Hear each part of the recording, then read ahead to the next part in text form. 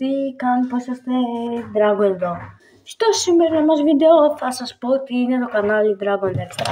Το κανάλι Dragon Extra είναι το καινούργιο κανάλι μου.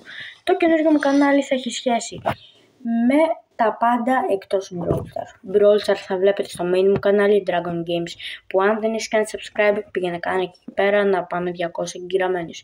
Θα σας εξηγήσω λίγο τι θα βλέπετε σε αυτό το κανάλι.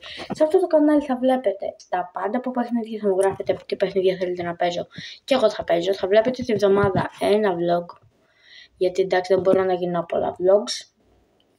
Θα βλέπετε σχολιασμούς, θα βλέπετε range, θα βλέπετε highlights από το κανάλι μου και γενικά από άλλους YouTuber. Θα βλέπουμε γενικά πολλά πράγματα. Θα μπορώ να παίζω και με εσάς, θα είναι free to play κανάλι, θα μπορούμε να παίζουμε με τον καθένα σας.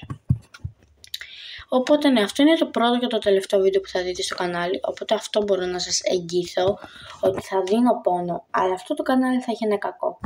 Θα μπορώ να κάνω βίντεο όποτε θέλω, δηλαδή θα ανεβαίνει το βίντεο στις 12, στις 5 το απόγευμα, δεν θα έχουμε μέχρι ώρας, δεν θέλω να έχω σε αυτό το κανάλι ένα πρόγραμμα, οπότε it's ok. Μέχρι τότε guys θα τα πούμε στο επόμενο βίντεο αυτού του καναλιού.